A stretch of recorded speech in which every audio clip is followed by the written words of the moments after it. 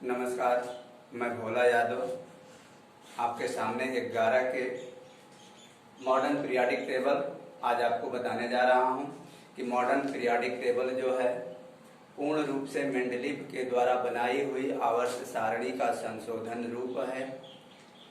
इसकी खोज मोजले ने किया था। मोजले ने उनके परिभाषा में संशोधन किया और उनकी कमियों को दूर किया। यही आपका आधुनिक पीरियाडिक टेबल है। देखिए, मोजले ने बताया कि तत्वों के भौतिक और रासायनिक गुण परमाणु भारों के आवर्ती फलन होते हैं। अर्थात उन्होंने यह कहा कि अगर तत्वों को उनके परमाणु क्रमांक के आधार पर व्यवस्थित किया जाए पीरियाडिक टेबल में, तो 8वें के बाद 9वां जो है अपने गुण धर्म में समान होगा। उनकी एक आवर्तिता उत्पन्न होगी। आवर्तिता होती है अर्थात अपने गुणों को बार बार रिवीजन करते हैं। जैसे कि मैंने बता चुका है कि यहाँ आने के बाद नियान के बाद पोटेशियम जो होता है वह फिर प्रथम वर्ग के तत्वों के समरूप होता है। यह चार्ट उन्होंने समझाया और बताया जो परमाणु क्रमांक पर निर्धारित था। इसके बाद उन्होंने इसकी कमियों को दूर किया। जैसे कि मेंडलीव की पहली कमी यह थी कि अधिक परमाणु भार वाले तत्वों को कम परमाणु भार वाले तत्वों से पहले स्थान दिया था परमाणु भार में, जो कमी थी। क्योंकि उन्होंने परिभाषा दिया था कि बढ़ते हुए परमाणु भारों में अगर व्यवस्थित किया जाए तो उनके गुणों में एक आवर्ती फलन होता है जो उनके नियम के विपरीत था। पोटेशियम और आर्गन का आर्गन का जो है परमाणु भार 39.9 होता है, जबकि पोटेशियम का 39.1 होता है। इस आधार से पोटेशियम को आर्गन से पहले रखा जाना चाहिए, यानी आर्गन को यहाँ और पोटेशियम को यहाँ रखा जाना चाहिए था। ठीक है, इस तरह से उन्होंने इस चीज को डिफाइन किया। ठीक है, और इसके बाद उन्होंने जब परमाणु क्रमांक के आधार पर रखा तो ये अपने आप व्यवस्था सुदृढ़ हो गई। यही चीज निकिल में आई। निकिल और कोबाल्ट का, जिनका 98.4 और 98.9 होता है, वह भी निकिल कोबाल्ट से पहले रखा गया था परमाणु भार के आधार पर, जबकि परमाणु क्रमांक के आधार पर जब किया गया तो अपने आप में परिपूर्ण हुआ।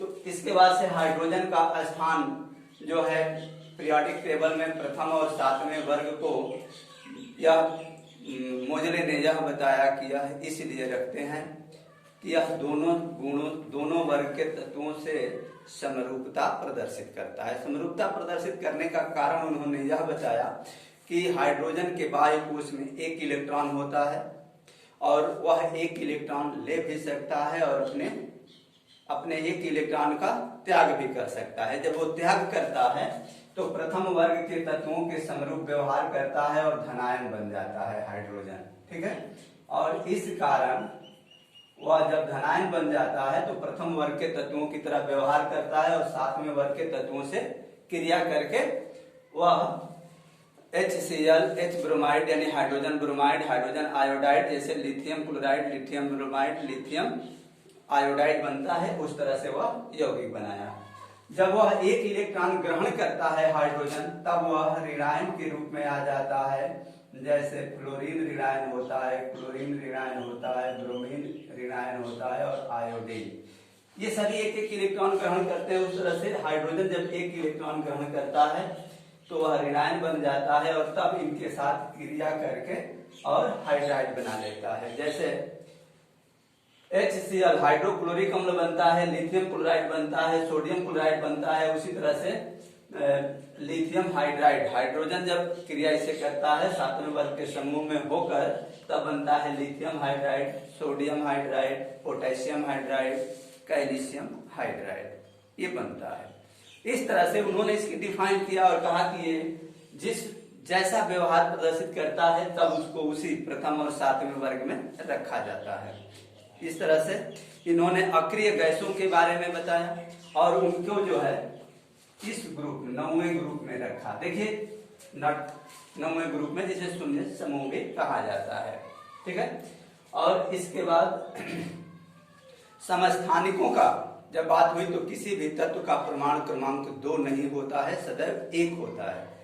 ठीक है, तो समस्थानिकों का स्थान भी वह उन्होंने निश्चित किया, क्योंकि परमाणु भार एक ही तत्व के भिन्न भिन्न होते हैं। जैसे हमने बताया हाइड्रोजन का प्रोटियम, ड्यूटेरियम और ट्रिटियम 3 समस्थानिक होते हैं, जबकि परमाणु क्रमांक पर करने के बाद उसमें कोई डिफरेंस नहीं होता, सबका परमाणु क्रमांक एक ही होता है, वह प्रोटियम हो या ड्यूटेरियम हो या ट्रिटियम हो।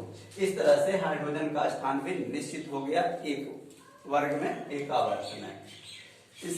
इस तरह से यह संशोधित रूप दिया। इसके बाद उन्होंने पीरियोडिक टेबल में, इनके आधुनिक पीरियोडिक टेबल में वर्ग जो है 9 होते। देखिए 1 2 3 4 5 6 7 और ये 8 और ये 9, यानी वर्ग की संख्या कितनी होती है आधुनिक सारणी में? 9, जबकि मेंडलीव की पीरियोडिक टेबल में कितना होता है? 8। ठीक है ना, तो ये अंतर समझना चाहिए। ठीक है, इसके बाद इसको अगर ये हमने 9 कहा तो ये भी एक तरह से गलत है। गलत यह है कि इन वर्गों को ए और बी 2 वर्गों में सबको विभाजित किया। ठीक है, ए बी ये पूरे 8 तक। इस तरह से इनकी संख्या टोटल जो है कितनी हो जाती है? 18। यानी अगर पूछा जाए आपसे कि आधुनिक आवर्त सारणी में वर्ग की संख्या कितनी होती है, तो 18 होती है, क्योंकि इसका वर्ग 1 2 3 4 5 6 7 8 ये क्या होते हैं कि आपस में डिवाइड होते हैं, ए बी ग्रुप में उप भागों में डिवाइड होते हैं, जबकि 8वां जो होता है बच्चे यह 3 ग्रुपों में डिवाइड होता है, 8वां वर्ग। इस तरह से टोटल वर्गों की संख्या कितनी होती है? 18 हो जाती है। इसको उन्होंने 10 श्रेणियों में डिवाइड किया। अब श्रेणी समझ लो बच्चे, श्रेणी क्या है?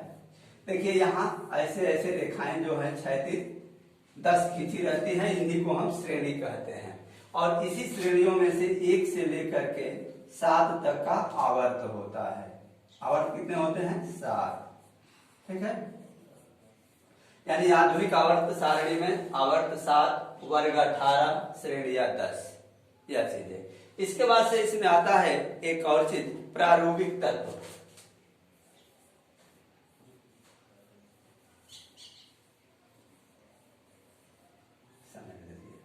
ये समझने वाली बात है, कोई डेफिनेशन नहीं है। द्वितीय आवर्त के तत्व, देखिए द्वितीय आवर्त के तत्व जो होते हैं lithium, beryllium, boron, carbon, nitrogen, oxygen और क्लोरीन, नियान, ये द्वितीय वर्ग के तत्व जो होते हैं अपने वर्ग के तत्वों का नेतृत्व करते हैं ये। ठीक है, और इसलिए इनको जो है हम क्या कहते हैं? प्रारूपिक तत्व, यानी वो अपने अपने ग्रुप का नेता होते हैं। जैसे लिथियम प्रथम ग्रुप में होता है तो वह अपने ग्रुप का पूरे का लीडर होता है, वो प्रारूपिक तत्व है। बेरिलियम अपने ग्रुप का लीडर होता है, बोरान अपने ग्रुप, कार्बन, यानी सभी अपने अपने समूह का क्या होते हैं? नेता होते हैं, लीडर होते हैं, उसी को प्रारूपिक तत्व कहते हैं।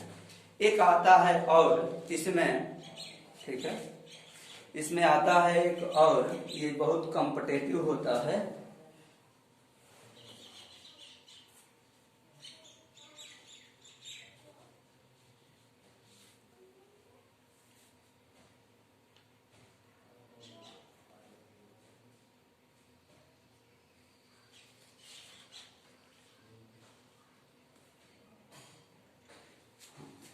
ये आता है विकर्ण संबंध। ये याद करने वाले हैं बच्चे।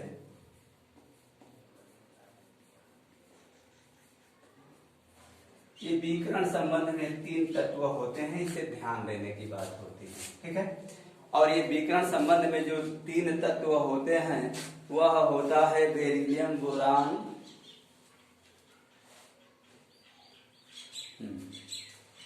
देखिए इसमें होता है कि द्वितीय तत्व, द्वितीय आवर्त और तृतीय आवर्त के कुछ तत्व, ये होता है लिथियम, सॉरी यहाँ देख लीजिए आप, लिथियम, बेरिलियम और बोरान। ये जो है तृतीय आवर्त के मैग्नीशियम, एल्यूमिनियम और सिलिकॉन के साथ विकर्ण संबंध स्थापित करता है। ठीक ना, यही 3 तत्व को आपको याद करना है विकर्ण संबंध का। इस पीरियोडिक टेबल में ऐसे विकर्ण बना करके तैयार करते हैं, संबंध स्थापित करते हैं, इसलिए इसे विकर्ण संबंध ये कहते हैं।